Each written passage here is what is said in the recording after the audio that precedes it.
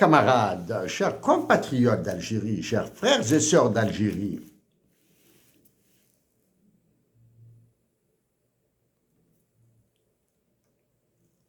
l'absence du Mali, du Niger, d'Oman, de l'Égypte, de l'Italie, de la France et de l'Espagne, juste ces 7 pays,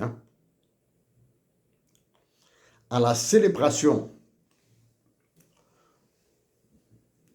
du 1er novembre 2024, l'absence de l'exécution de Kassamen dans toute son intégralité vous disent tout. Ils vous disent, du moins ces absences vous disent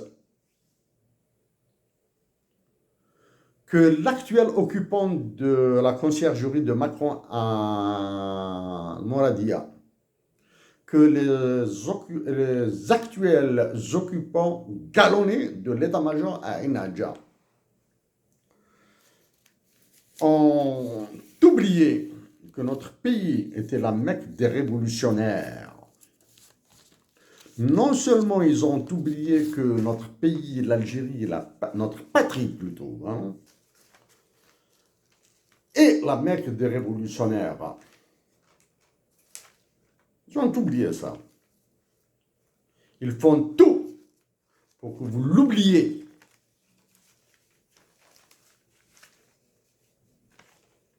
Chers compatriotes d'Algérie, chers frères et sœurs d'Algérie, avec une intelligence, avec discrétion, sans violence,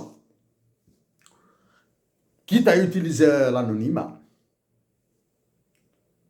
quitte à utiliser des voix hautes, parler en arabe, parler en tamazight, parler en français, parler en anglais, parler en chinois, parler dans n'importe quelle langue que vous voulez, en espagnol, en allemand. Dites d'abord à Emmanuel Macron qu'il se taille de notre pays. Ça, c'est la première. Dites à nos compatriotes algériens du Sud qu'ils sont nos frères, qu'ils sont nos sœurs. D'accord? Dites à nos frères et sœurs du Maroc qu'ils demeureront nos frères et sœurs malgré toutes les bisbilles là, toutes les bisbilles. La semaine prochaine, je m'adresserai au roi du Maroc. La semaine prochaine, on prendra mon temps, sans aucun engagement précis sur la date. Je le ferai quand je veux. Je le ferai à tempérament. Qu'ils demeurent nos frères et sœurs. Dites-le. Oui, il y a le Sahara occidental, qui est un obstacle. Juste un obstacle, parce qu'il y a le droit international, etc. Bon, pour cette histoire de droit international, j'en ai déjà parlé, je reviendrai. Mes chers compatriotes, je dois terminer. Revenons sur la question de l'hymne Kassamen. Donc, je vous ai posé, Douma, nous devons nous poser la question si Kassamen dans son intégralité, tel qu'écrit par Mufti Zakaria sur ordre à Ban Ramadan, a été exécuté ce 1er novembre 2024. Ok. Est-ce que ce 1er novembre 2024 a été célébré par l'attaché défense, l'attaché militaire, l'ambassadeur d'Algérie en France, à Paris? Ok, on va voir. Je ne prétends pas avoir vu tout ce qui a été fait autour du 1er novembre 2024. Avant et après, probablement. Ok. Avez-vous entendu parler de l'amazirité de l'Algérie? Est-ce que l'Algérie a été libérée grâce à ces amazirs? À ces amazirs d'expression tergui, d'expression mozabite, d'expression kabyle, d'expression arabe. Est-ce qu'elle a été libérée par les amazirs algériens de tous les dialectes, de toutes les langues? C'est la première.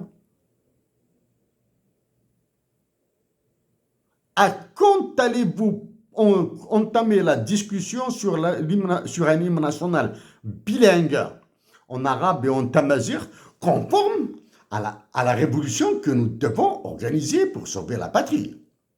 Un hymne national en arabe et en tamazight. Je le dis et je le répète. L'autre fois. C'est vraiment, je ne sais pas, ce n'est pas un hasard. C'était un signe noir, signe, c'est Black Swan, en anglais. Black Swan, c'est un événement qui est comme ça. Lounas Matoub a mis sur ma voie un ange, une femme merveilleuse. Je me suis retrouvé à travailler sur Tamazight. Au Canada, l'hymne national est bilingue. OK? Dans certains pays africains, en Afrique du Sud, il est dans 5 ou 6 langues. En Afrique du Sud, 5 ou 6 langues. OK? C'est en 2014 que j'avais écrit une lettre à l'ancien président de la République, à des généraux, et j'ai cité des personnalités, des personnes que j'apprécie beaucoup pour parler de l'hymne national bilingue. Donc, c'est grâce à une femme, hein, c'est grâce à un ange, c'est un diamant. Cette femme est un diamant. Elle est à Wagnoun, bien sûr.